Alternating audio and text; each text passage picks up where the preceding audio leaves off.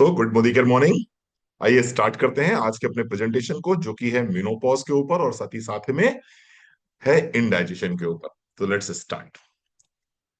Before starting our session, let me introduce my self, doctor Ranveer Singh, 28 year of experience in Ayurveda. Apart from that, working from last 9 years with Modicare as in global Black Diamond director.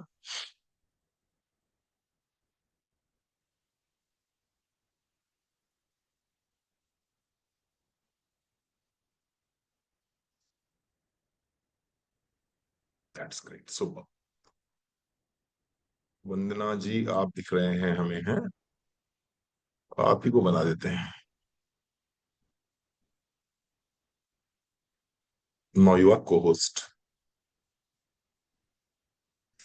कोई ऐसा thank सवाल you. वंदना जी अगर आता है, कोई ऐसा सवाल वंदना जी अगर आता है जिस समय मैं प्रेजेंटेशन दे रहा होता हूँ चैट बॉक्स में, तो हम्म, अगर आपको लगता है वो इंपॉर्टेंट क्वेश्चन है तो आप जरूर नोट डाउन कर लीजिएगा उसको। ठीक है, उसको समझ लीजिएगा, लास्ट में हम आपसे बात कर लेंगे। चलिए स्टार्ट करते हैं। Understanding the transition menopause symptoms. समझते हैं ध्यान से। Menopause marks a significant hormonal shift in women's life, often accompanied by a range of physical and emotional symptoms. Navigation this transition can be both challenging and empowering. बहुत शुद्ध भाषा में अगर बात करी जाए तो महिला के शरीर में एक ऐसा ट्रांजिशन पीरियड जिस समय उसके हॉर्मोन्स शिफ्ट कर रहे होते हैं, ऐसी स्थिति, ऐसी परिस्थिति जिसमें कि लगातार 12 महीने किसी भी महिला के मेंस्ट्रुएशन पीरियड सीज हो जाता है। इस स्थिति, इस परिस्थिति को हम किस नाम से जानते हैं? मेनोपॉज के नाम से जानते हैं। हम डिटेल में चर्चा करेंगे इसकी। आइए बात करते हैं। What is menopause? What is menopause? Natural transition क्या होता है? Menopause is a natural transition in a woman life when her ovaries stop producing eggs and her menstruation period cease. Natural transition किसे बोलेंगे? नेचुरल ट्रांजिशन का मतलब हो गया कि महिला के जीवन का वो समय जिस समय ओवरीज एग प्रोड्यूस करना बंद कर देती हैं, यानी कि अब वो महिला गर्भाधारण नहीं कर सकती है। साथ ही साथ में वो स्थिति जिसमें कि 12 महीने लगातार उसका पीरियड बंद रहता है नेचुरल रूप से, इस स्थिति को हम क्या बोलेंगे? इस स्थिति को हम बोलेंगे नेचुरल मेनोपॉज। Natural menopause.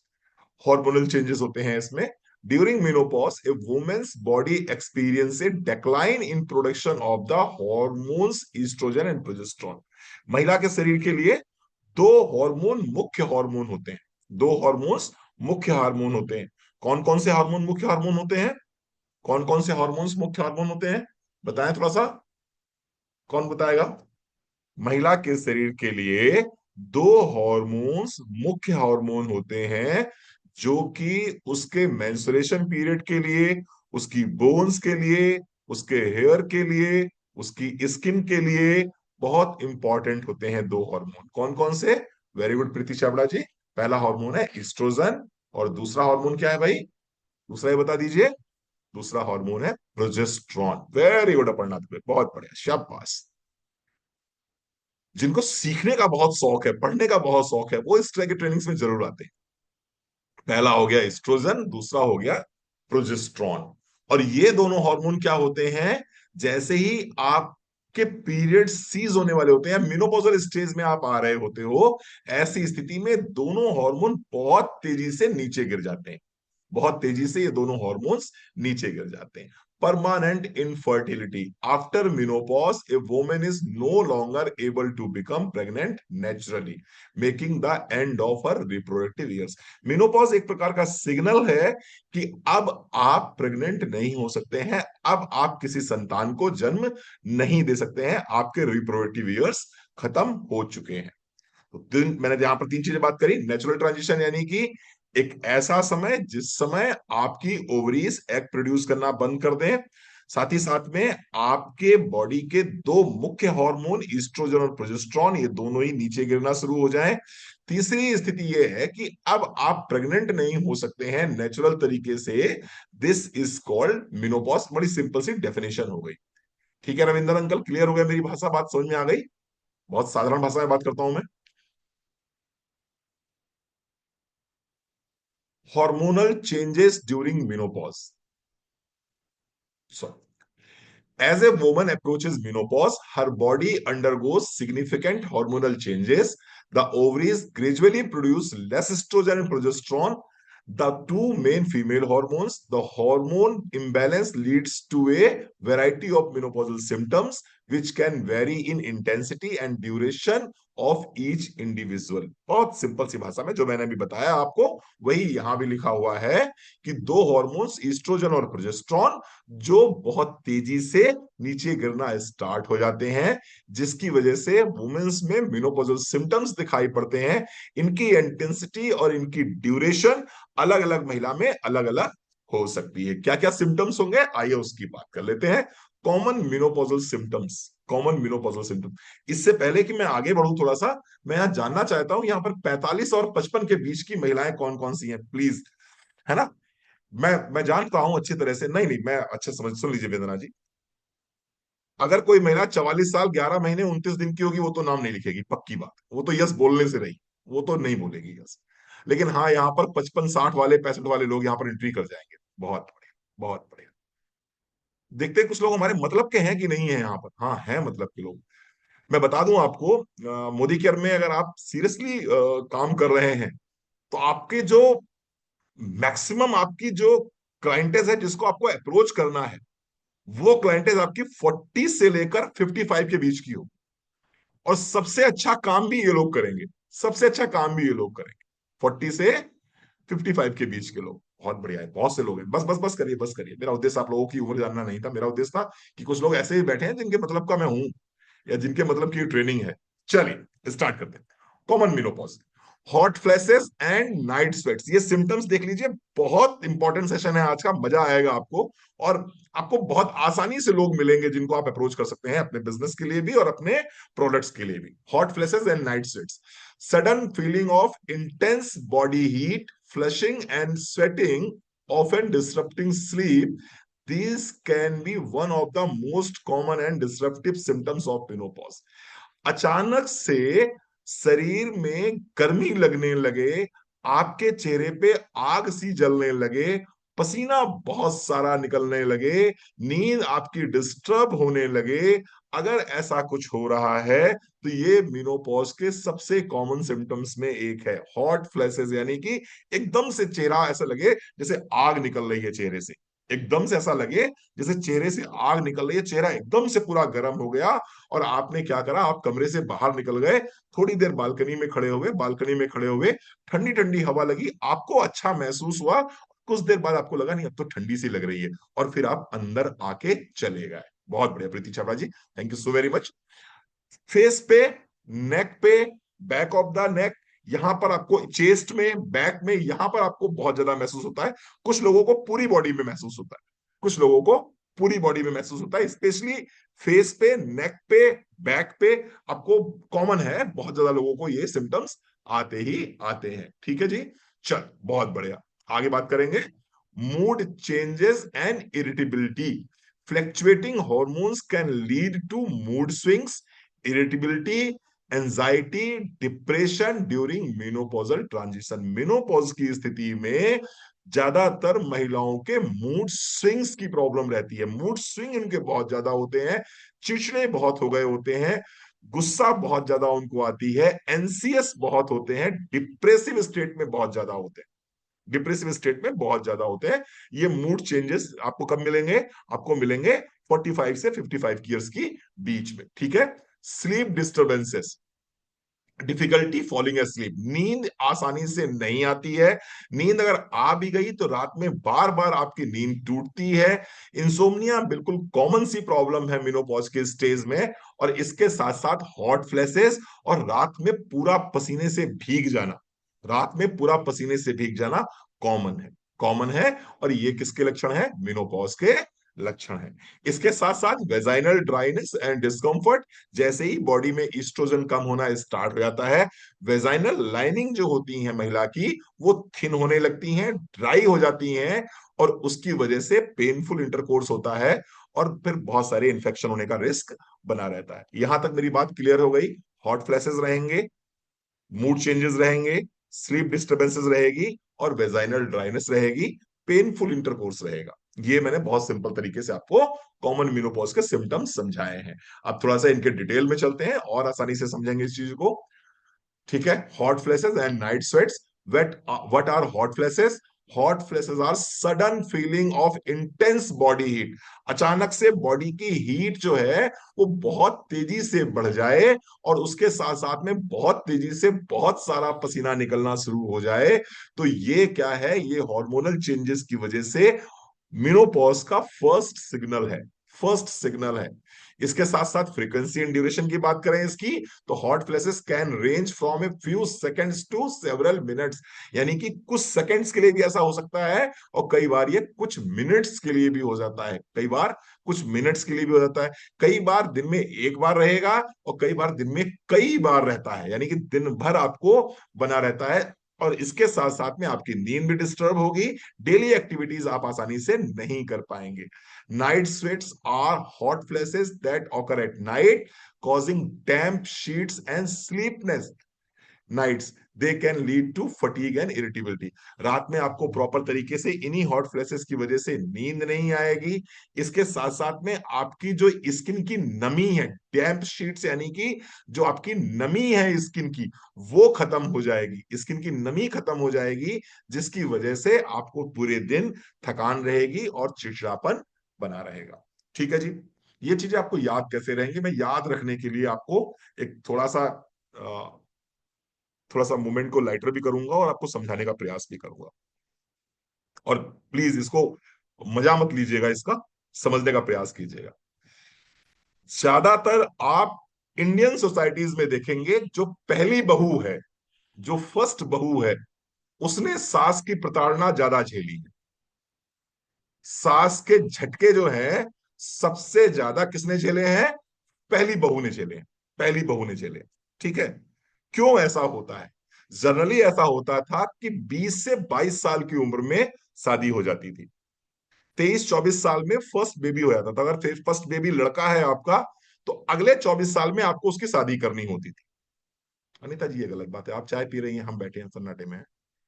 आरती जी, तो क्या हुआ कि मैं कहाँ खो गया? मैं आरती चंद्रोड़कर तुम्हारी चाय के चक्कर में चला गया, तो भूल गया। ऐसा कोई भी काम मत करिए कि मेरी इंद्रियां जो है भटकना शुरू हो जाए, है ना? क्योंकि चाय का समय मेरा भी हो गया है, लेकिन मैं बैठा हूं आप लोगों के साथ में। चलिए, तो होता क्या था, 24 साल की उम्र में अगर फर्स्ट बेबी बॉय हुआ है, तो अगले 24 साल में उस बेबी की शादी होनी। यानी कुल मिला के रविंदर अंकल क्या हुआ, 48 साल में मैडम सास बन गई। जब 48 साल में मैडम सास बन गई और नई नई बहू उनके घर पे आई, तो मैडम जो है सबसे पहले इनसिक्योर हो गई। मैडम इनसिक्योर हो गई कि अब मेरे घर में मेरे अलावा कोई दूसरा भी आ गया है, मेरे साथ में पार्टनरशिप करने के लिए, मेरे लड़के को बांटने के लिए। ऐसी स्थिति में सासू माँ हर वो काम करती थी जिस काम से वो ये प्रूव कर सके कि I am the owner of this house, और मेरी ही चलनी चाहिए, मैं ही इस घर की ओनर हूं। अब बहू कह रही है सास में कमी है, ससुर कह रहा है सास में कमी है, लड़का भी कह रहा है सास में कमी है, डॉक्टर रणवीर सिंह कह रहे हैं ये मेनोपॉजल स्टेज है भाई साहब, और कोई दिक्कत नहीं है। एक बंदा जो है वही समझ पा रहा है उस 48 साल की महिला को, उस 50 साल की महिला को, जो उस बहू पे जुल्म ढा रही है, या जो भी वो कर रही है, अब तो खैर करती ही नहीं है, पहले करती थी। वो डॉक्टर रणवीर सिंह समझ पा रहे हैं कि ये मेनोपॉजल स्टेज से गुजर रही है। मेनोपॉजल स्टेज में मूड स्विंग्स इसको होंगे ही होंगे, डिप्रेशन इसको होगा ही होगा, एंजाइटी इसको होगी ही होगी, ये मेंटली परेशान है, ये मेंटली थकी हुई है, ये मेंटली दुखी है, इसलिए ये सारी हरकतें कर रही है। लेकिन ये हरकतें कौन समझ पाया? ये हरकत परिवार में कोई नहीं समझ पाया, और ज्यादातर लोग जो है उस महिला को ही दोष देते रहे। फिर क्या हुआ? धीरे धीरे धीरे धीरे वो मेनोपॉजल स्टेज 48 साल से 52 साल की उम्र तक, 53 साल की उम्र तक, धीरे धीरे धीरे धीरे वो खत्म हो गई। प्रीति जी समझ रही है मेरी बात? मेरी बात समझ में आ रही है? वो 53 साल आते आते क्या हुआ, मेनोपॉजल स्टेज हुआ, वो खत्म हो गई। अब दूसरे बेटे की शादी हुई। अब दूसरे बेटे की शादी हुई, अब दूसरे बेटे की शादी हुई, तब तक मैडम बिल्कुल नॉर्मल हो गई। सारा एस्ट्रोजन प्रोजेस्टेरॉन की जो कबड्डी थी, जो हॉर्मोन्स कबड्डी खेल रहे थे, वो कबड्डी खेलना उन्होंने बंद कर दिया। अब दूसरे बेटे की शादी हो गई। अब दूसरे बेटे की बहू के साथ में मैडम को बड़ा प्यार है, बड़े प्यार से बात करती हैं, बड़े अच्छे से बात करती है, मेरी बहू है, ये मेरा बेटा है, ये मेरी रानी बिटिया है, ये मेरे घर की लक्ष्मी है। तो वो बड़ी वाली जो बहू थी, अब उसको टेंशन शुरू हो गई, वो एंजाइटी में आ गई, अब वो डिप्रेशन में आ गई कि यार मेरे साथ तो ये बुढ़िया जो है 70 खेल खेलती रहती थी, ये दूसरी वाली जो आई है उसके साथ में तो बड़े आराम से काम कर रही है, वे बता रही मेरी लक्ष्मी है, मेरी ये है, मेरी भानुमति है। पंगा क्या था? पंगा सारा हार्मोन्स का था, समझ कोई पाया नहीं। तो अब दिक्कत नहीं होती। अब दिक्कत क्यों नहीं होती स्वाति हार्डिकर जी, समझिए ध्यान से इसको। अब दिक्कत इसलिए नहीं होती कि मैडम की शादी 30 साल में होती है, 30 साल में शादी होती है, वो 35 35 आते आते पहला बेबी होता है। अब पहला बेबी जब 35 में होगा तो उसकी शादी कब होगी? जब मैडम हो जाएंगी 60 61 साल की, तब तक मेनोपॉज निकल चुका होगा, तब तक मेनोपॉज निकल चुका होगा। और बहू और सास बड़े प्यार से रहेंगी, बहू और सास बड़े प्यार से रहेंगे। लेकिन जो जो जो अभी इस समय जिनकी उम्र 50 55 के आसपास की है, 45 के आसपास की, और अगर वो अपनी सास की पहली बहू रही हैं, तो उनका दिल जानता होगा कि मैं सच बोल रहा हूँ या झूठ बोल रहा हूँ। अब मुझे यहाँ निकलवाने की जरूरत नहीं है, कौन कौन है, किसके किसके जख्म हरे हो रहे हैं, मैं ये बोलूंगा नहीं। लेकिन आपके मन में जो भी भाव आ रहा है, आपके मन में अपनी सासों के प्रति जो जो भाव आ रहा है, आज से जो है अपनी अपनी सास को माफ कर दीजिए। इंटेंशनली उन्होंने आपके संग कुछ भी गलत नहीं किया। That was a kabaddi of hormones, that was a kabaddi of hormones. जो कुछ भी होगा हॉर्मोन्स की वजह से हुआ, हॉर्मोन्स को दोष दीजिए, सास को दोष मत दीजिए, ठीक है जी। चलो आज से एक चीज तो कंफर्म हो गई कि सासू माँ मेरी बहुत अच्छी थी, जो भी पंगा हुआ वो हॉर्मोन्स की वजह से हुआ, ठीक है। चलिए आगे बढ़ते हैं, थोड़ा सा आगे बढ़ते हैं, सिखाने का प्रयास करते हैं। चलिए, मूड चेंजेस एंड इरिटेबिलिटी, इसीलिए मैंने आपको इस स्लाइड से पहले समझाया आपको। इमोशनल रोलर कोस्टर बन जाता है व्यक्ति, जैसे ही मेनोपॉज होता है वैसे ही व्यक्ति इमोशनल रोलर कोस्टर बन जाता है। Fluctuations in mood from feelings of sadness and irritability to anxiety and mood swings. कब मैडम जो है खुश हो जाएं, कब मैडम नाराज हो जाएं, कब मैडम को गुस्सा आने लगे, पता ही नहीं चलता। कब मैडम रोने लगे और कब मैडम रोमांटिक हो जाएं, पता ही नहीं चलता। ये इमोशनल रोलर कोस्टर की तरह रहती हैं। इसलिए मैं हमेशा अपनी ट्रेनिंग्स में बोलता हूं कि अगर आपकी धर्म पत्नी जी की उम्र 45 और 55 के आसपास की है, तो थोड़ा सा बच के चलिए, थोड़ा सेफ हैंड रहिए अपना, थोड़ा सा एक दूरी बना के रखिए, डिस्टेंस मेंटेन करके रखिए। कब मैडम जो है, हाँ, कब मैडम नाराज हो जाए आपको पता भी नहीं चलेगा, ठीक है जी। Increased stress, the hormonal changes can heighten stress levels and make it more difficult to cope with everyday demands. यानी कि स्ट्रेस का लेवल जो है उनका रेगुलर स्थिति में बढ़ता चला जाता है। और डेली जो उनकी लाइफ है, डेली लाइफ जो है, वो डेली लाइफ इसकी वजह से डिस्टर्ब हो जाती है। Hormonal imbalance, maintaining a balance life style with regular exercise. कैसे करेंगे? रेगुलर एक्सरसाइज करिए, स्ट्रेस मैनेजमेंट कीजिए, ठीक है। इसके साथ साथ में बहुत सी और चीजें हैं जहां पर अपने आप को आप अच्छा रख सकते हैं। मैं एक चीज बोलूंगा, अगर किसी भी महिला को मिनोपॉजल स्टेज से गुजर रही है, अगर कोई भी महिला मिनोपॉजल स्टेज से गुजर रही है, तो दो काम उसके लिए बहुत जरूरी हैं, दो काम उसके लिए बहुत जरूरी हैं। एक तो एक्सरसाइज जरूर करे, वो एक्सरसाइज जरूर करे, ठीक है। और दूसरा, कुछ सप्लीमेंट्स ऐसे हैं जो उसको लेने ही लेने चाहिए, जैसे कि कैल्शियम है, D3 है, क्रिल ऑयल है, ये कुछ सप्लीमेंट्स हैं जो उसको लेने ही लेने चाहिए। तीसरी चीज, थोड़ा सा अपने आप को इन झंझावतों से बाहर निकाले, झंझावतों से बाहर निकाले। मैं फिर से बहुत अच्छे से बात करूंगा, आप लोगों को समझाने का प्रयास करूंगा। 48 साल की उम्र तक, 50 साल की उम्र तक आपने जो करना था कर लिया। आप बच्चों को पढ़ाना लिखाना था, पढ़ा लिखा चुके, मकान बनवाना था, बनवा लिया आपने, शादी करनी थी, कर चुके हैं आप, जो झंडे गाड़ने थे आपने गाड़ लिए, जिनको दिखाना था अपनी साड़ी गाड़ी हेंटेन मेंटेन लालटेन जो दिखाना था आप दिखा चुके हो। अब 50 की उम्र आ गई है, अब थोड़ा सा शांत हो जाओ, अब थोड़ा सा शांत हो जाओ, अब अपनी दिशा थोड़ी सी मोड़ लो। अब आप जो है किस तरफ जा रहे हो? आप वानप्रस्थ तो नहीं, लेकिन संन्यास, हाँ, वानप्रस्थ की तरफ आप जा रहे हो धीरे धीरे। तो वानप्रस्थ की तरफ जा रहे हो, यानी कि आप थोड़ा सा लगाओ ईश्वर की तरफ, बढ़ा दो, क्योंकि अगर अब आपने नहीं टर्न किया अपने आप को, तो फिर मान के चलिए फिर बाकी की जिंदगी में आप टर्न नहीं कर पाएंगे अपने आप को और बहुत दुखी रहेंगे आप। तो अब आप ज्यादा झंडे गाड़ने के चक्कर में मत रहिए। आप ज्यादा वो कंपटीशन की फीलिंग चेंज कर दीजिए, बदल दीजिए अब अपने आप को, आपको बदलना पड़ेगा अपने आप को। ठीक है जी साहब, चलिए मेरा काम था बताना, बाकी I am not a Baba type person. ठीक है, चलिए स्लीप डिस्टरबेंसेस आपको होंगे, इंसोम्निया होगी आप, रात में आपको नींद प्रॉपर तरीके से नहीं आएगी, डिफिकल्टी फॉलिंग एस्लीप और staying asleep is a common menopausal symptom that can leave women feeling fatigued and irritable. रात में नींद अच्छी से नहीं आएगी, आप थका हुआ महसूस करोगे, चिड़चिड़ा महसूस करोगे। रात में सोते समय आपको क्या होगा, स्वेटिंग बहुत होगी, बहुत ज्यादा पसीना आएगा। कई बार ऐसा होता है कि लोग पूरे पसीने से डिरेंस्ड हो जाते हैं, डिरेंस्ड यानी कि भीग जाते हैं पूरे पसीने से, पसीने से पूरा भीग जाते हैं, ऐसा भी हुआ। फ्रेगमेंटेड स्लीप होती है, नींद आएगी, टूट जाएगी, फिर कुछ देर बाद जगते रहेंगे, फिर टूट जाएगी, फिर कुछ देर जगते रहेंगे, फिर टूट जाएगी। ऐसे भी सिम्टम्स आपको दिखाई पड़ने शुरू हो जाएंगे। इसके साथ साथ में वेजाइनल ड्राइनेस रहेगी और डिस्कम्फर्ट रहेगा। वेजाइनल ड्राइनेस रहेगी, डिस्कम्फर्ट रहेगा।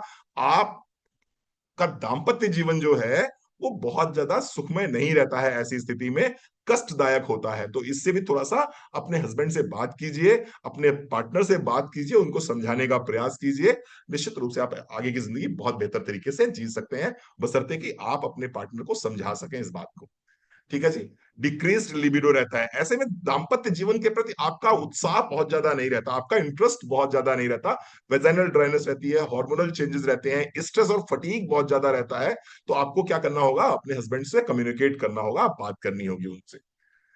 वेट गेन एंड मेटाबॉलिज्म, ऐसे में क्या होगा, आपका वेट जो है फ्लक्चुएट करेगा, वेट आपका बढ़ेगा, वेट आपका बढ़ेगा। बहुत सी महिलाएं आपको मिलेंगी ऐसे जो आपसे कहेंगे कि साहब जैसे ही पीरियड्स बंद हुए हैं या जब से पीरियड्स बंद हुए हैं मेरा 5 से 6 किलो वजन बढ़ गया है। आपने देखा होगा कि बहुत सी महिलाएं ऐसी होती हैं जो पूरी जिंदगी स्लिम ट्रिम रहती हैं, बहुत जिंदगी पूरी जिंदगी पतली दुबली रहती हैं, लेकिन जैसे ही मिनोपॉज आता है, जैसे ही 45-50 की उम्र उनकी आई, 48 की उम्र आई, उनका वजन 5-6 किलो बढ़ जाता है। छाया अवस्थी जी, बढ़ जाता है नहीं बढ़ जाता, रेणुका मिस्त्री, बढ़ता है या नहीं बढ़ता, सुमन जी, देखा है ना आपने कि एक पर्टिकुलर एज में आने के बाद में फिर वो वजन कम नहीं होता, फिर आप चाहे कितना भी डाइट कर लें, कितनी एक्सरसाइज कर लें, कितनी भी सब कुछ कर लें, वो फिर कम नहीं होता वजन। वो रेखा की बात छोड़ दीजिए, वो रेखा की बात छोड़ दीजिए, वो एक दो हीरोइनें हैं उनकी बात छोड़ दीजिए, है ना। आप आलिया भट्ट की बात मत करिए, आप अपने भट्ट की बात करिए। आपके बस की बात नहीं है दीपिका जी कि आप जो है 45-50 की उम्र में आप आलिया भट्ट की तरह स्लिम ट्रिम बनी रहे, ऐसा प्रैक्टिकली पॉसिबल नहीं है। क्यों नहीं होता ये, क्यों नहीं होता ये, अब वो सुन लीजिए। होता इसलिए नहीं है क्योंकि जैसे ही मिनोपॉजल स्टेज में आप आते हैं, आपकी हड्डियां प्रोन फॉर फ्रैक्चर हो जाती हैं, प्रोन टू फ्रैक्चर हो जाती हैं, यानी कि आपकी हड्डियां बहुत तेजी से कमजोर होने लगती हैं। और हड्डियां बहुत तेजी से कमजोर होती हैं जिसकी वजह से आपके जरा सा हड्डियों पे चोट लगने की वजह से हड्डियां टूट सकती हैं। स्वाति जी मेरी बात क्लियर हो रही है, हड्डियां आपकी प्रोन टू फ्रैक्चर हो गई हैं, यानी कि जरा सी चोट लगी और हड्डी टूटी, ये स्थिति आ जाती है। अब प्रकृति ने ऐसा कुछ नियम बनाया हुआ है, प्रकृति का ऐसा कुछ आप पे ऐसा आशीर्वाद है कि प्रकृति आपको 5-6 किलो एक्स्ट्रा वेट दे देती है इस स्थिति में। बिल्कुल हो रहा होगा Deepika ji, 5-6 kilo extra weight आपको प्रकृति दे देती है। क्यों दे देती है, जिससे कि आप अपनी हड्डियों को कुशन कर सकें, अपनी हड्डियों को कुशन कर सकें और आपकी हड्डियां टूटने से बच सकें। ऊपर वाला कितना दयालु है, देखिए आप, कितनी बढ़िया उसकी व्यवस्था है, कितनी बढ़िया उसकी जो है टेक्नोलॉजी है, क्या उसकी सोच है भाई साहब, कि नहीं भाई साहब 50 की उम्र में आके फीमेल्स का मिनोपॉज होगा, और मिनोपॉज होगा तो हड्डियां फ्रेजाइल हो जाएंगी, और हड्डियां जब फ्रेजाइल हो जाएंगी तो इनको कुशन करने के लिए ज्यादा मांस चाहिए, ज्यादा वेट चाहिए, तो वो मांस बढ़ा देता है आपके आसपास, हड्डियों के आसपास, और आप उसको शेड ऑफ करने में लगे रहते हो। हे भगवान, 50 की उम्र में, अरे यार 50 की उम्र में 50 के नहीं लगोगे तो फिर कैसे लगोगे। हो सकता है ना हुआ हो सकता है आपने अच्छा सा मेंटेन कर रखा हो अपने आप को, और आपकी हड्डियां मजबूत हो। उसमें आपको ऊपर वाला ये चाहता हो कि भाई इनकी हड्डियां ऑलरेडी मजबूत है, आपको जरूरत नहीं है इस चीज की, आप कैल्शियम लगातार लेते रहे हो। चलिए, तो वेट फ्लक्चुएशंस होंगे, Dietary adjustment, maintaining a balanced low calorie diet and incorporating regular exercise can help manage weight during the menopausal transition. आपके आंसर मिलेंगे प्रीति जी, आपका आंसर आपको इसी सेशन में मिलेगा। देखिए आंसर क्या कह रहा है, आंसर ये कह रहा है कि अगर आप लो कैलोरी डाइट को मेंटेन रखते हैं, इसके साथ साथ में आप एक्सरसाइज करते हैं, अपने कैल्शियम इंटेक को मेंटेन रखते हैं, प्रकृति ये जान जाती है कि आपकी हड्डियां मजबूत हैं, तो वो एक्स्ट्रा कुशनिंग आपको नहीं देगी। एक्स्ट्रा कुशनिंग आपको, एक्स्ट्रा वेट आपको नहीं दिया जाएगा। ठीक है, चलिए आगे बढ़ते हैं। मेटाबॉलिज्म स्लो डाउन, और क्यों वेट बढ़ता है वो सुन लीजिए। Decreased estrogen level can lead to a slower resting metabolic rate, यानी कि आपका जैसे जैसे जो है उम्र बढ़ेगी वैसे वैसे आपका मेटाबॉलिज्म रेट कम होने लगता है, making it more challenging to burn calories and maintain a healthy weight. इसीलिए जब आपका मेटाबॉलिज्म स्लो हो जाता है, 50 की उम्र हो गई है, मिनोपॉज की उम्र हो गई है, मेटाबॉलिज्म स्लो हो गया है, तो कैलोरी बर्निंग स्लो हो जाती है, और कैलोरी बर्निंग स्लो हो जाएगी तो बट नेचुरल बात है फैट एक्यूमुलेट होना स्टार्ट हो जाएगा। ठीक है जी। तो जो आप पूछते ना, पता नहीं सर क्यों वजन बढ़ गया, पता नहीं क्यों वजन बढ़ गया, समझ लीजिए वजन इसलिए बढ़ गया क्योंकि आपकी हड्डियों को, ईश्वर को बचाना था, पहली बात। दूसरी बात, आपके हॉर्मोन्स जो हैं वो फ्लैक्चुएट कर रहे हैं ऐसी स्थिति में, तो उसकी वजह से मेटाबॉलिज्म आपका स्लो हो गया है। तो जो रेस्ट पीरियड में आपकी कैलोरीज बर्न हो जाती थी, अब कैलोरीज बर्न नहीं हो रही हैं, वो कैलोरीज फैट में कन्वर्ट हो रही है, इसलिए आपका वजन बढ़ गया। ठीक है जी। चल आगे बढ़ते हैं। Bone loss and increased risk of osteoporosis, ये बहुत अच्छे से समझ लीजिए, और इस स्लाइड को बहुत अच्छे से ना सिर्फ समझना है बल्कि लोगों को शेयर भी करना है। During menopause, declining estrogen levels cause a decrease in bone mineral density, leading to weakened bones and an increased risk of osteoporosis. जैसे ही आप मेनोपॉजल स्टेज में आते हैं, वैसे ही आपकी बॉडी में ईस्ट्रोजन लेवल्स लगातार कम होते चले जाते हैं, और जैसे ही ईस्ट्रोजन लेवल लगातार कम होते चले जाएंगे, आपकी हड्डियों का क्षरण शुरू हो जाएगा। आपकी हड्डियों का क्षरण शुरू हो जाएगा, यानी कि हड्डियां झड़ने लगेंगी, हड्डियां कमजोर होने लगेंगी, और ऐसी स्थिति में फ्रैक्चर होने की संभावना बहुत ज्यादा रहती है। आप देखेंगे कि 45 साल की उम्र तक ज्यादातर महिलाएं मैंने देखी है बहुत अच्छे से रहती हैं, हड्डियां वड्डियां बिल्कुल ठीक ठाक, चुस्त दुरुस्त, डांस वांस सब बढ़िया चल रहा है।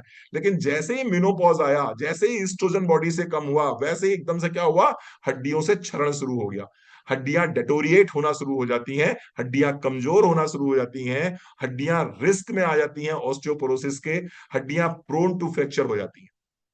ठीक है, फ्रैक्चर रिस्क बढ़ जाता है। इसके साथ साथ में आपको क्या करना होगा, regular weight bearing exercise, calcium, देखिए ध्यान दीजिए मैं जो बोलता हूं वो यहाँ पर मेरा कोई अपना लिखा हुआ नहीं है, ये सारे अपन जो मैंने निकाला हुआ है ये इंटरनेशनल वेबसाइट्स के आपको स्लाइड्स में बना के दे रहा हूं। रेगुलर वेट बियरिंग एक्सरसाइज करेंगे आप, calcium and vitamin D supplements आप लगातार लेंगे, and medications can help maintain bone health and reduce the risk of osteoporosis. Osteoporosis during menopause are more prone.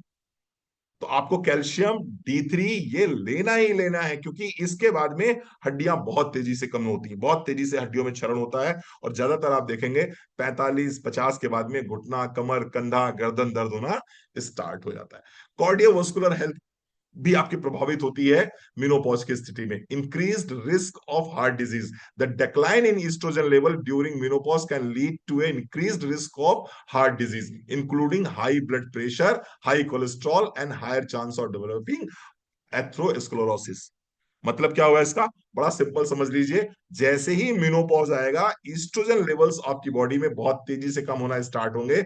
जैसे ही ईस्ट्रोजन लेवल कम होना स्टार्ट होंगे, आपका heart risk में आ जाएगा, ब्लड प्रेशर बढ़ जाएगा, कोलेस्ट्रॉल के लेवल्स बढ़ जाएंगे, और हार्ट अटैक होने के चांसेस बढ़ जाएंगे। आप कभी भी गौर करके देखिए, बिलो मेनोपॉज बहुत कम महिलाएं आपको मिलेंगी जिनको हार्ट की प्रॉब्लम है। बिलो मेनोपॉज बहुत कम महिलाएं आपको मिलेंगी। 30 वर्ष की उम्र में, 35 वर्ष की उम्र में पुरुष तो मिल जाएंगे आपको, लेकिन 30, 35, 40, 45 की उम्र में महिलाएं आपको नहीं मिलेंगी जिनको हार्ट की प्रॉब्लम रहती है। लेकिन लेकिन 50 के बाद में, मेनोपॉज के बाद में, आप देखना महिलाएं जो है हार्ट डिजीज के लिए प्रोन हो जाती, हार्ट डिजीज के लिए प्रोन हो जाती है, just because of hormonal imbalance या decline in oestrogen hormone. changes in blood vessel function. Menopause can cause blood vessel to become less flexible and less able to dilate. Flexible कम होती हैं, dilate कम हो पाती हैं, जिसकी वजह से क्या होता है, कार्डियोवास्कुलर इश्यू होने शुरू हो जाते हैं। ठीक है। Cognitive changes and memory issues, difficulty in concentrating, concentrate करने में प्रॉब्लम होती है उनको, मेमोरी लैप्स हो जाती है, याददाश्त उनकी कमजोर होने लगती है। इसके साथ साथ में स्लोअर प्रोसेसिंग स्पीड, यानी बहुत तेजी से वो काम करना चाहती हैं लेकिन बहुत तेजी से काम वो कर नहीं पाती हैं, अपना जो काम करना चाहती हैं जिस स्पीड से, उस स्पीड से काम नहीं कर पाती, जिसकी वजह से फ्रस्ट्रेशन उनको बहुत ज्यादा रहता है। Increased anxiety, worries about cognitive decline can heighten feelings of anxiety, further impacting focus and memory, creating a vicious cycle। बार बार वो चिड़चिड़ाहट बनी रहती है, कभी याददाश्त कमजोर हो जाएगी, कभी चिड़चिड़ापन बहुत ज्यादा आ जाएगा, कभी गुस्सा बहुत ज्यादा आ जाएगी, कभी इरिटेबिलिटी बहुत ज्यादा आ जाएगी। ये सारा कुछ क्यों हो रहा है?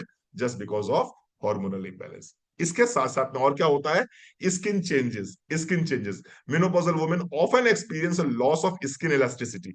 ऑफ कोर्स स्किन की इलास्टिसिटी कम होगी ही होगी, एस्ट्रोजन कम हो गया बॉडी से, तो इसके साथ साथ में स्किन में ड्राइनेस पड़ जाएगा, इसके साथ साथ में फाइन लाइंस और रिंकल्स आपके चेहरे पे दिखाई पड़ने शुरू हो जाएंगे, just because of oestrogen levels decline होने की वजह से।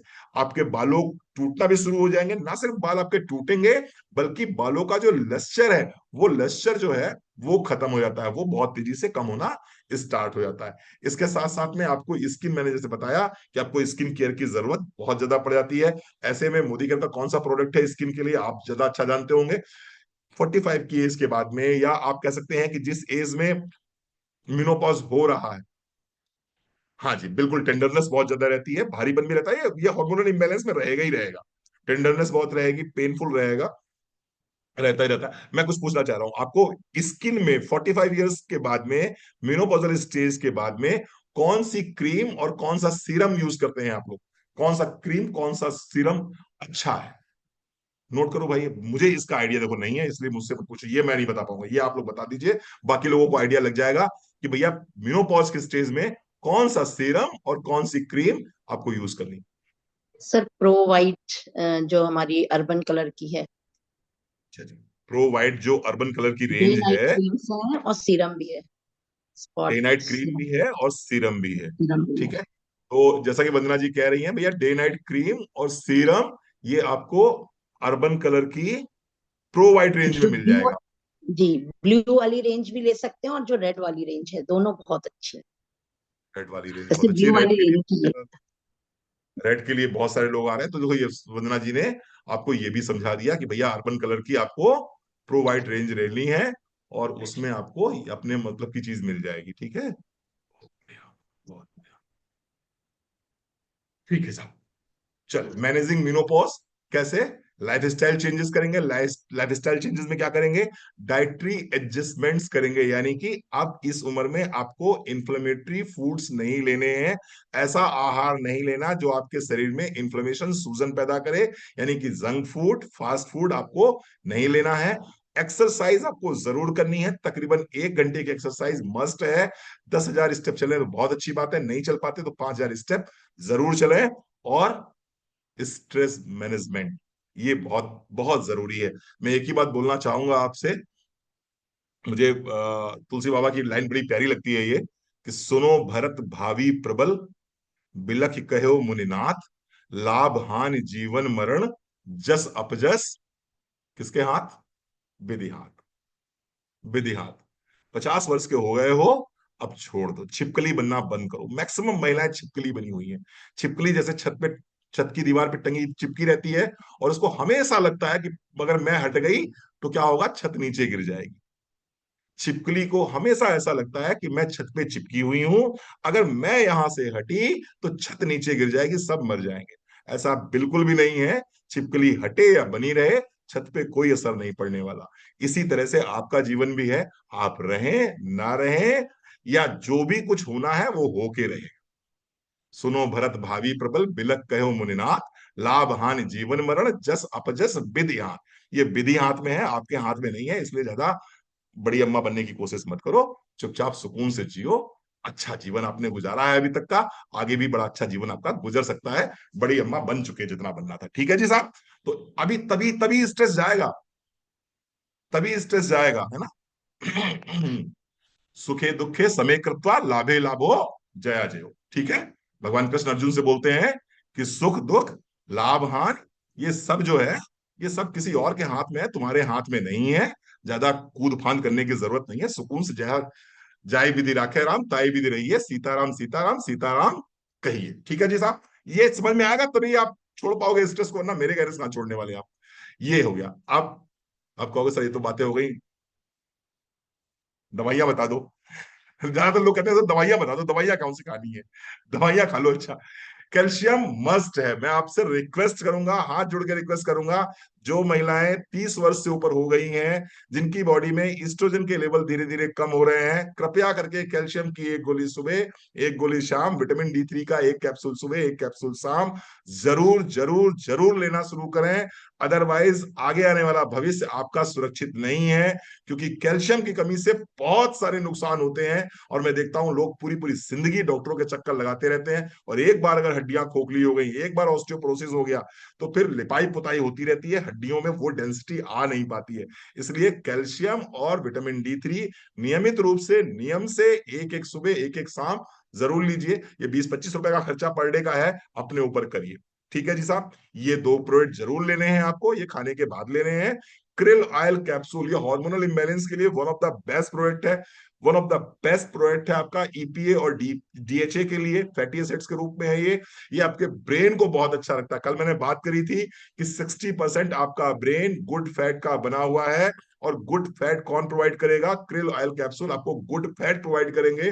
तो आप नहीं चाहते हैं कि आपकी याददाश्त कमजोर हो, आप नहीं चाहते हैं कि आप अल्जाइमर में जाएं, डिमेंशिया में जाएं, आपके बॉडी में स्वेलिंग हो, आपकी स्किन जो है रफ हो जाए एकदम, आपके बाल एकदम रफ हो जाएं, आपके नाखून टूटने लगे, तो आपको क्या चाहिए? क्रिल ऑयल कैप्सूल नियम से लेना शुरू करिए। और इसके बाद में multivitamin women, one of the best product I have ever seen, I have ever seen in my practice, one of the best product multivitamin women, जिसको मैंने आज तक दिया है। डिमांड जरूर आई है, रिपीट डिमांड आती ही आती है अपर्णा दुबे जी की।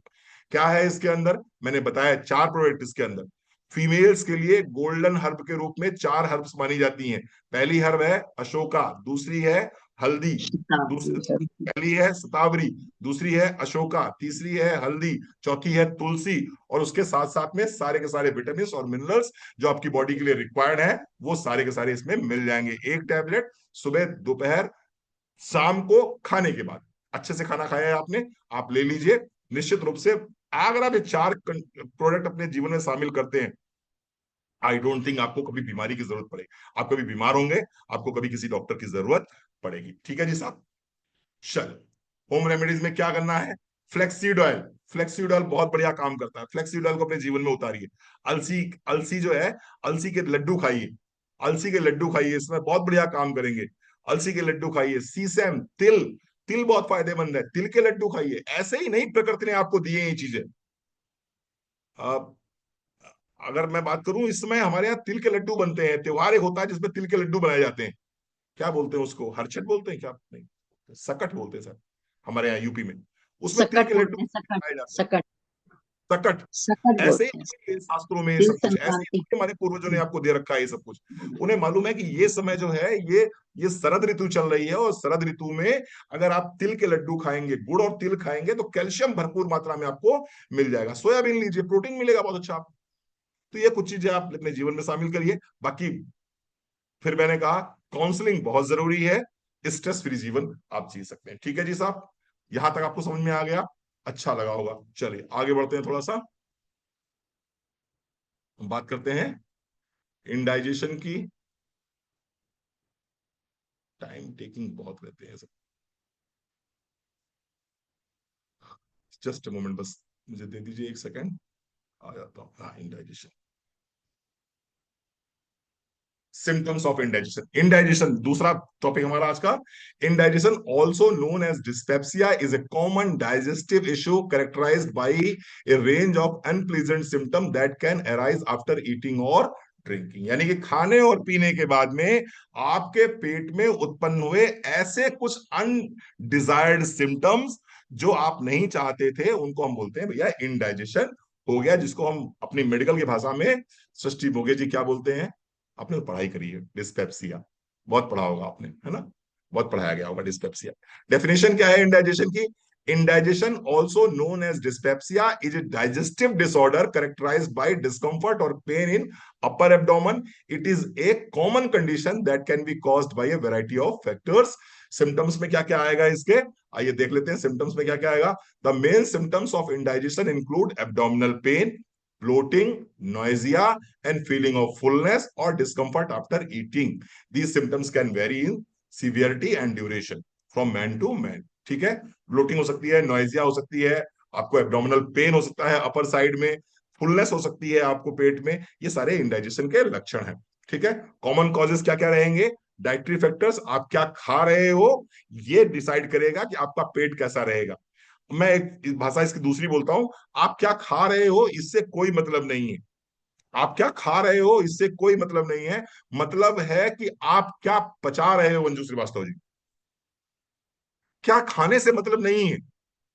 आपने बहुत लोगों को देखा होगा जो जो एक समय पे एक एक किलो मिठाई खा जाते हैं, एक एक किलो जलेबी खा जाते हैं, 1 किलो जलेबी खा जाते हैं, 8-10 छेने खा जाते हैं। शादी बारात में जाते हैं तो ऐसा लगता है जैसे इनके पेट में नांद बन गई है, इनके पेट में कोई सुरंग बन गई है, जैसे सुरंग में डालते जा रहे हैं और वो सुरंग में लेती जा रही है, लेती जा रही है, लेती जा रही है ना। ऐसा लगता है शादी बारातों में, कई बार मैंने देखा कुछ लोगों के प्लेट में पता नहीं कहाँ चला जाता है, वो लेते हैं फिर चले जाते हैं, लेते हैं फिर चला जाता है। ऐसा लगता है कोई सुरंग वरंग बना दी उन्होंने पेट के अंदर। और उसी जगह पर बेचारी हमारी अंजू श्रीवास्तव पानी भी पीती है तो कैसा लगता है जैसे घी खा रही हो। वो बेचारी सूंघ सूंघ के खाना खाती है फिर भी लगता है घी खा रही हो। ऐसा लगता है ना, ऐसा होता है ना कुछ लोगों के साथ में। कुछ लोग जो है जितना मर्जी उतना खा लें फिर भी असर नहीं करता, और कुछ लोग जरा सा पानी भी पीते हैं तो ऐसा लगता है बॉडी में घी की तरह काम कर रहा है। तो मतलब इस बात से नहीं है कि आपने क्या खाया है, मतलब इस बात से है आपने कितना पचाया है। आरती शुक्ला जी, आपके संग ऐसा होता है क्या? कुछ भी नहीं खाते, मीठा भी नहीं खाते, चिकना भी नहीं खाते, मेरी मुझे चीनी मत देना, मुझे ये मत देना, मुझे वो मत देना, मुझे डाइट है, मुझे एक्सरसाइज करनी है, और फिर भी कमबख्त वेट मशीन जो है 1 किलो कम नहीं करती। वेट मशीन पे खड़े होते हैं वो 1 किलो कम नहीं होता। भूखों मर गए, महीनों भूखों मर गए, वो वेट मशीन जो है कमबख्त साथ देने को तैयार नहीं है। ऐसा होता है ना आपके साथ में? सबके साथ में ऐसा होता है, बहुत लोग संग में ऐसा होता है। तो क्या करना चाहिए? क्या करना चाहिए, समझिए बात को। इससे मतलब नहीं है कि आप क्या खा रहे हैं, मतलब ये है कि आप कितना पचा रहे हैं। ठीक है जी। तो डाइटरी फैक्टर्स होते हैं आपके, आप कितना स्पाइसी फ्राइड एसिडिक फूड खा रहे हैं जो कि इंडाइजेशन को ट्रिगर करते हैं, और आपके स्टमक की लाइनिंग जो है, आपका स्टमक है, इसकी लाइनिंग को क्या करते हैं, वो डिस्टर्ब करते हैं, इरिटेट करते हैं। ठीक है, इसकी वजह से इंडाइजेशन हो सकता है। दूसरी बात, stress and anxiety, high levels of stress can disturb the normal functioning of the digestive system leading to indigestion. आज की तारीख में मैंने देखा लोग, बच्चे या आप लोग भी, मुझे पता नहीं है, मैक्सिमम घरों में देखिए तो टीवी देखते समय खाना खाते हैं।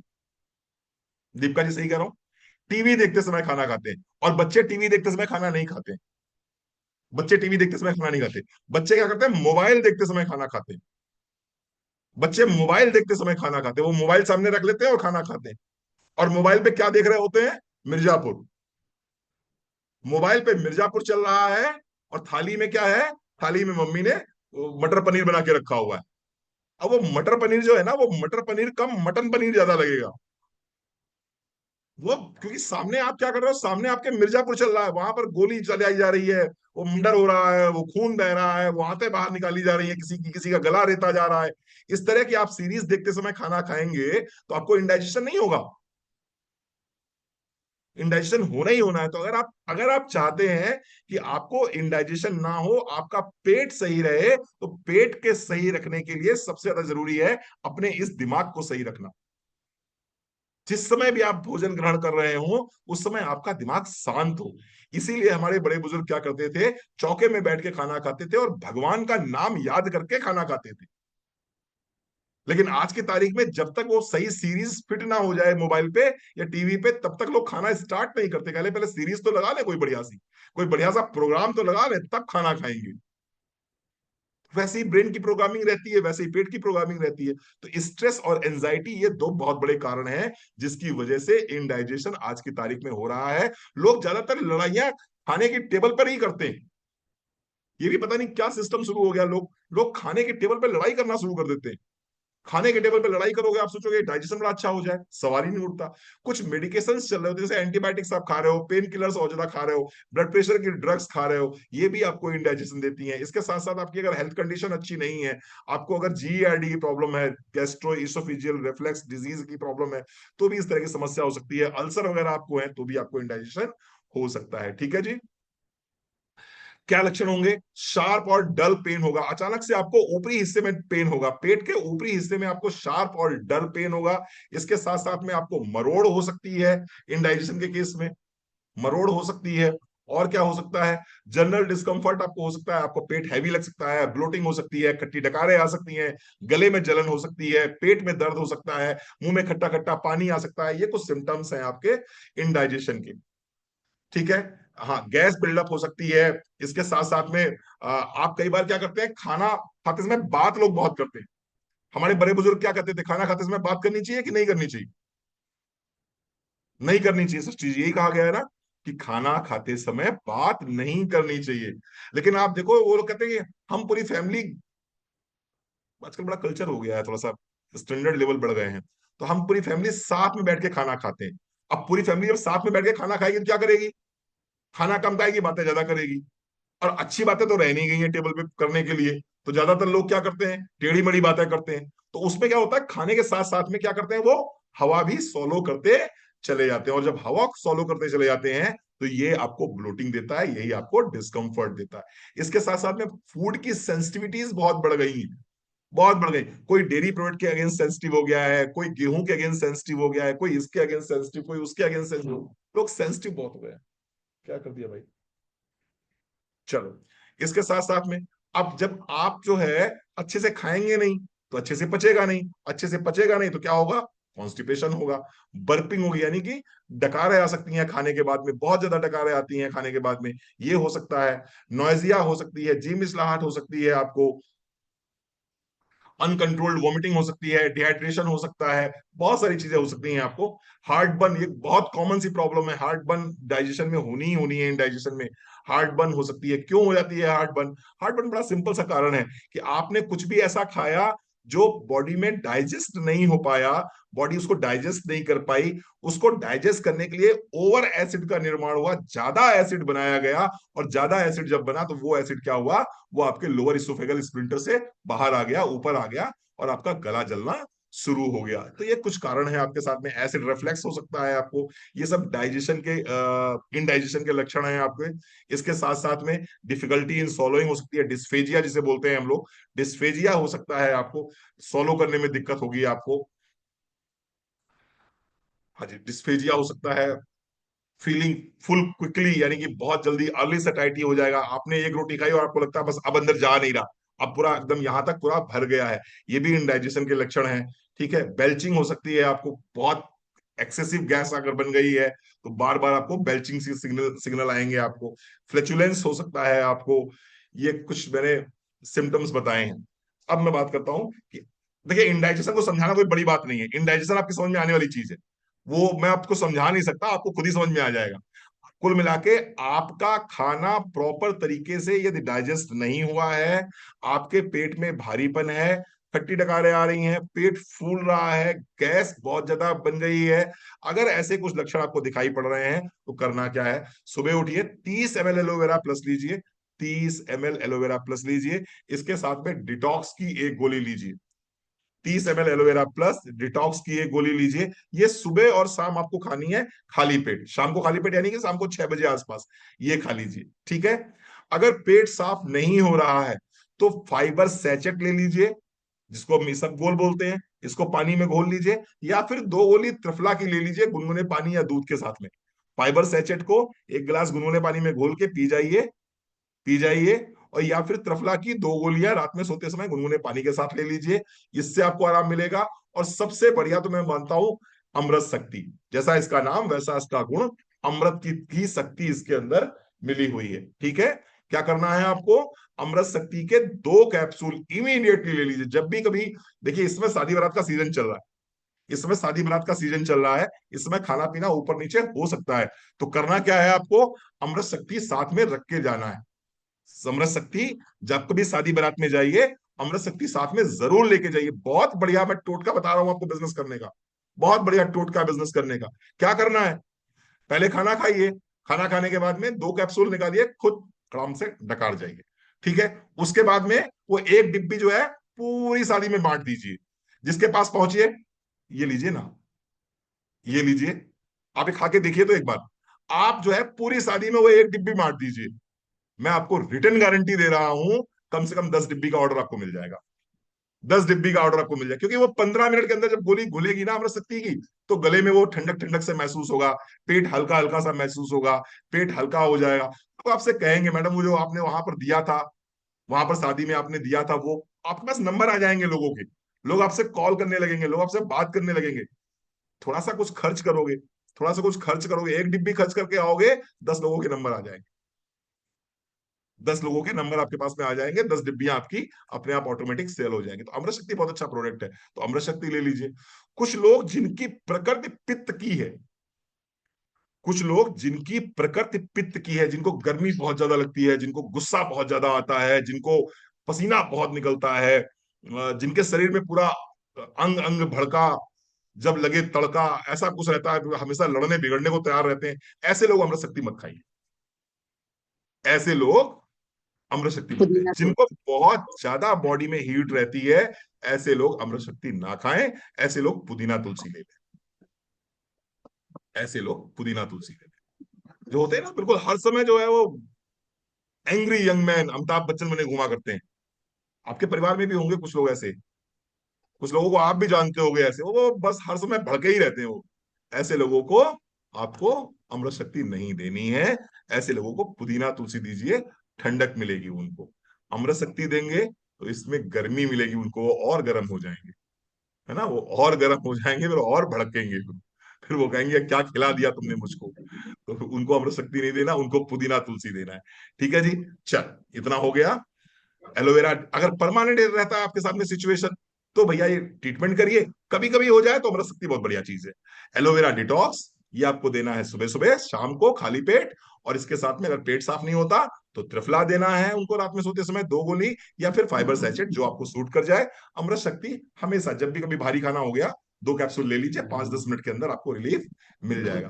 अगर इसके साथ भी काम नहीं चल रहा है तो होम रेमेडीज में बड़ी अच्छी चीज है भैया, सौंफ ले लीजिए, सौंफ ले लीजिए, अजवाइन ले लीजिए, जीरा ले लीजिए, तीनों का एक एक चम्मच लेके अच्छे से काढ़ा बनाइए इसका। 1 लीटर पानी, जब आधा लीटर पानी बचे तो इसको छान लीजिए, आधा ग्लास सुबह आधा ग्लास शाम, आधा ग्लास सुबह आधा ग्लास शाम को इसको पी जाइए। ये आपकी डाइजेस्टिव ट्रैक को बिल्कुल नॉर्मल कर देगा, आपका डाइजेस्टिव ट्रैक बिल्कुल नॉर्मल हो जाएगा। ठीक है जी, चलो, तो ये मेरा आज के 2 सब्जेक्ट मैंने कवर किए, मिनोपॉज और indigestion. Thank you so very much, आप आए, आपने इतना समय दिया, बहुत बहुत आभार, बहुत बहुत धन्यवाद। अगर आप पर्सनल कंसल्टेशन चाहते हैं हमसे, तो जैसे कि मैं रोज बता देता हूं आपको। हाँ जी, देखिए पर्सनल कंसल्टेशन, कस्टमाइज्ड कंसल्टेशन अगर आप चाहते हैं, तो फिर आपको मेरे नंबर पे मुझसे बात करनी पड़ेगी, 8840648291। ये मेरा नंबर है, आप मुझसे बात कर लीजिएगा। पर्सनल कंसल्टेशन मैं आपको वहां पर दे सकता हूँ, ये मेरा पेड नंबर, और ये कंसल्टेशन पेड होगी। ये 8840648291, स्क्रीनशॉट ले लीजिए इस नंबर का, बार बार मत पूछिएगा, और इस नंबर पे आप हमसे बात करेंगे, और फिर हम आपको बताएंगे क्या करना है, कैसे करना है। ठीक है जी, ये कस्टमाइज कंसल्टेशन के लिए है। वैसे तो मेरी ट्रेनिंग्स रहती हैं, आप मेरी ट्रेनिंग्स देखते रहिए, आपको बहुत कुछ वहां से मिल जाएगा। हमारा यूट्यूब चैनल है health solutions through Modi care, उस पे जाके आप मेरे वीडियोस देख सकते हैं, वहां पर भी आपको बहुत सारी जानकारी मिल जाएगी। ठीक है जी, thank you so very much, आप आए, आपने इतना समय दिया, बहुत बहुत आभार, बहुत बहुत धन्यवाद। आशा है आपको आज की ट्रेनिंग और अच्छी लगी होगी। हम कल और ट्रेनिंग करने जा रहे हैं आपके साथ में, कल एक दिन हम और देंगे आपको, उसमें हम अस्थमा की बात करेंगे। हाँ जी, कल है, कल हम और ट्रेनिंग देंगे आपको, उसमें हम अस्थमा की बात करेंगे, और एक डिजीज हम कोई और पकड़ेंगे। ठीक है, उसके बाद फिर हमारी आपकी मुलाकात होगी 13 तारीख को। Thank you so very much. Thank you.